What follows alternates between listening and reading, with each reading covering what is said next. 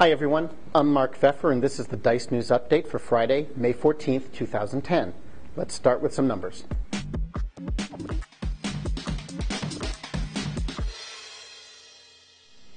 In April, the economy added enough technology jobs to wipe out the loss we saw in March, and then some. And it was even the best month in those terms that we've seen since the financial crisis began way back when.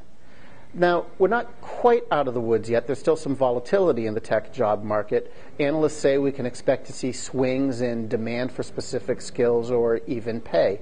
But the good news is that that's not really about specifics of the IT job market. It's more about the lingering effects of the recession in general. So I guess the bottom line is things are getting a little bit better, but don't loosen your seatbelt yet. Do your company's computers still take 20 minutes to boot up? Are you still using old-fashioned disk drives? Well, you're not alone. Nearly two-thirds of the CIOs interviewed by Robert Half Technology said a lack of IT staff is getting in the way of their implementing new technologies or upgrades. The specifics? 16% said it's a significant problem, 48% said it's somewhat of a problem, and there were 34% who said it's not really a problem at all.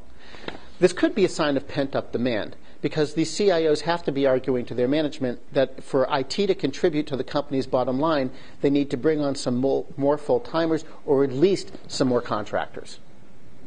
When we move into the home stretch of the hiring process, we tend to look at the job we want as something of a prize. You know how it is. You go and visit the company where you're interviewing and even the cubicles look kind of cool. Well, that's a dangerous mindset. You really need to think through clearly every aspect of the new job before you decide to take it. Take, for example, the boss.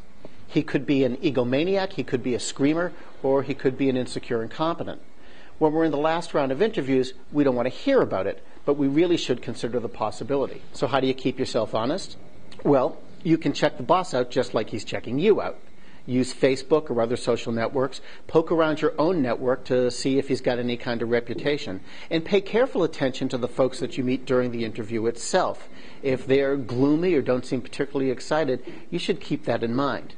You have to keep your mind open right up until the point where you decide whether or not to take the job.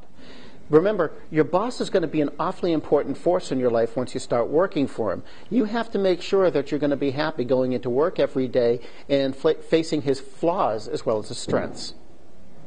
That's it for this week. Kat Miller's going to be back on Wednesday with another edition of Dice TV, and I'll be back on Friday. Until then, I'm Mark Pfeffer, the managing editor of Dice News, and we now return you to your regular desktop.